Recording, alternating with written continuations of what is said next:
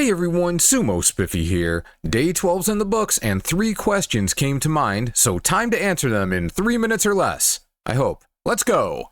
Question 1. What does Atami's law say about his chances for the Yusho? Well, it obviously hurts, since now Takakeisho can tie him with a win in their match tonight, but in terms of what it said about his ability to pull this off, he can still do this. The kid acquitted himself pretty well. It would have been a much bigger problem if, once he faced a big hitter, he just got blasted out. It's one thing to bowl through Aoyama's strikes, another to go through Daisho's. To be clear, he by no means walked through Daisho's attacks, but he withstood them pretty well. And if you watch the fight closely, especially if you slow it down, you can see Daisho doesn't make amazing contact with Atami's arms at the end. Atami's balance gets too far forward, which leads to his feet slipping as soon as Daisho pushes down at all. A lot of guys have been thrown by the slippery surface, and it's probably more of a benefit to the veterans who have years of experience dealing with it, but it's also an angle that Atami might be able to exercise some control over during the last few days. He's definitely an underdog to the battle hamster, but not a huge one, more like the 40-60 variety. Question 2. Does Takayasu's win mean he's still a legit contender despite the injury? Maybe? Here's a more specific answer. This fight didn't prove his fitness one way or the other. His mobility seems to be mostly there, which is good, but his plan was to keep Nishikigi off the belt. He did that and eventually opened up a way to win.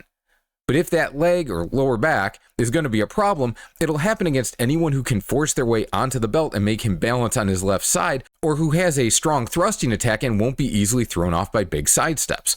The more controlled version of Hokuto Fuji Papa Bear sees tonight should be a better test of his fitness than Nishikigi was. Question 3. Why is Shodai bad? Nah, that's unfair. Alright, rephrase. How does an Exo-Zeki like Shodai struggle this much?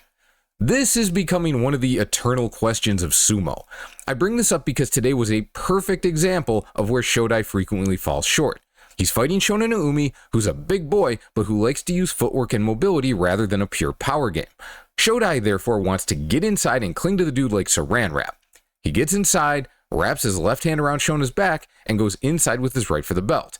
If he can get the belt, he'll be in a good position to maneuver Shona around and find a throw or a push out. Shona brings his left arm up to defend though, and Shodai just keeps trying to make that inside grip happen. Shona just leaves the defense in place until he can twist Shodai around and send him out. To be as fair as possible to Shodai, Shona did have something of a pinch on the arm, so freeing it wasn't necessarily super easy. And sumo, especially at a high level, is a sport of quick moves and reactions, so the wrong move to get around that defense could easily result in the same loss. But Shodai routinely fails to react well or quickly or sometimes at all to what his opponent does. He's big and very, very strong, and that carries him a long way, but it's sort of like the Hokuseiho problem. He comes in with a plan, and if it works, great. If it doesn't though, he struggles to respond effectively, and when you're in the joy, that problem gets exposed a lot. Alright, that'll do it for today. Have a great rest of your day, and I'll see you soon.